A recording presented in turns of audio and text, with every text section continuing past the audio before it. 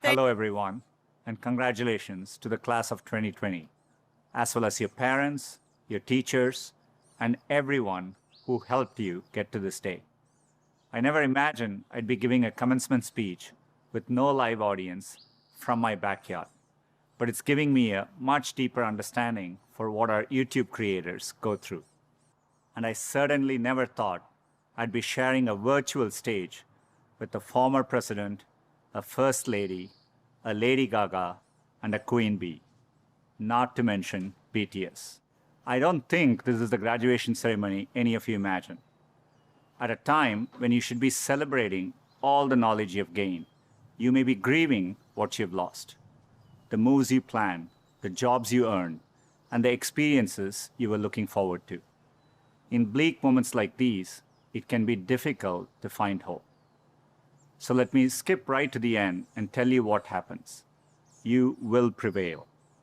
That's not really the end of the speech, so don't get too excited.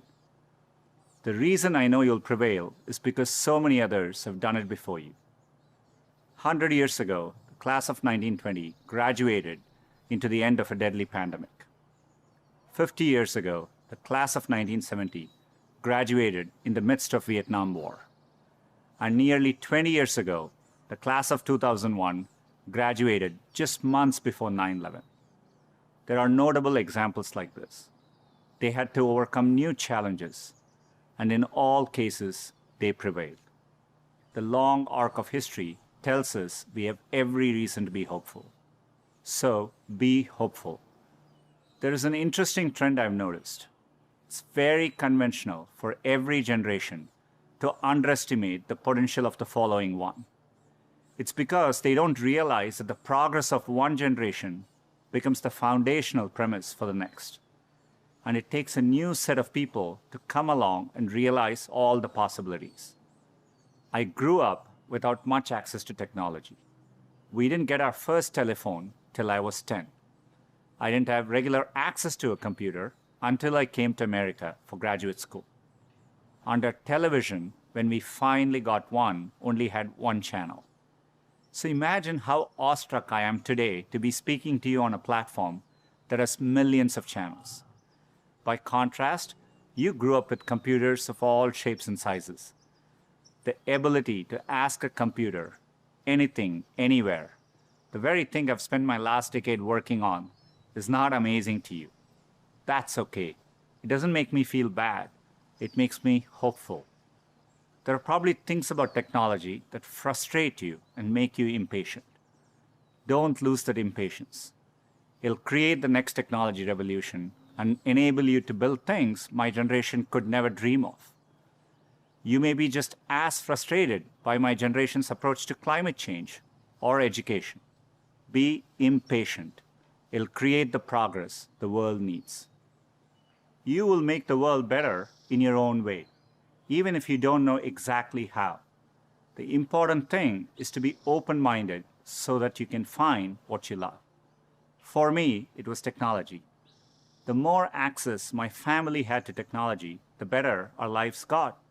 So when I graduated, I knew I wanted to do something to bring technology to as many others as possible. At the time, I thought I could achieve this by building better semiconductors. I mean, what could be more exciting than that?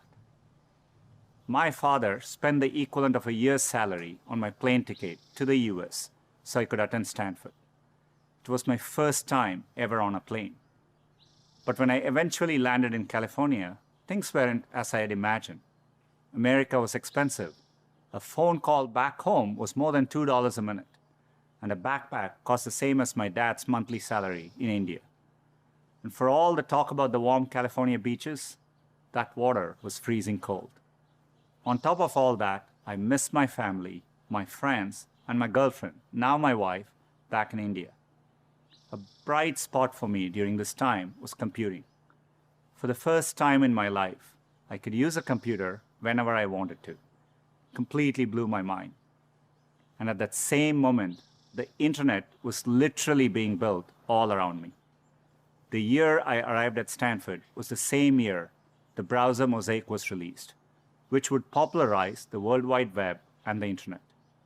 The summer I left was the same summer that a graduate student named Sergey Brin met a prospective engineering student named Larry Page.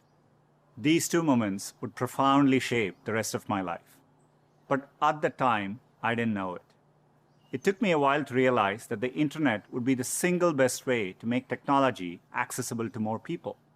And as soon as I did, I changed course and decided to pursue my dreams at Google.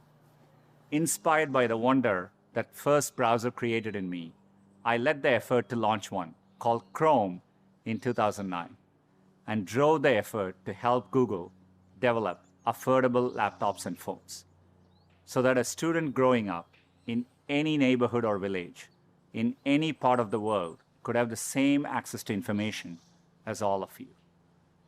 Had I stayed the course in graduate school, I'd probably have a PhD today, which would have made my parents really proud, but I might have missed the opportunity to bring the benefits of technology to so many others. And I certainly wouldn't be standing here speaking to you as Google's CEO. Believe me when I say I saw none of this coming when I first touched down in the state of California 27 years ago. The only thing that got me from there to here, other than luck, was a deep passion for technology and an open mind. So take the time to find the thing that excites you more than anything else in the world, not the thing your parents want you to do, or the thing that all your friends are doing, or that society expects of you. I know you're getting a lot of advice today, so let me leave you with mine. Be open, be impatient, be hopeful. If you can do that, history will remember the class of 2020, not for what you lost, but for what you changed.